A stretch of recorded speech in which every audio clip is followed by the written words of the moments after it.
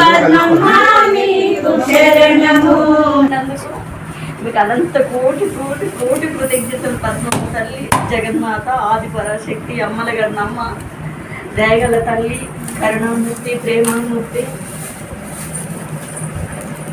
బిడ్డలను ఎల్లప్పుడూ కాపాడుకుంటూ నీ ప్రేమతో చవి చూసే భాగ్యాన్ని ప్రసాదిస్తూ నీ మహిమలెన్నో చూస్తూ నీతోనే జీవించాలమ్మా, నీతోనే ఉండాలి.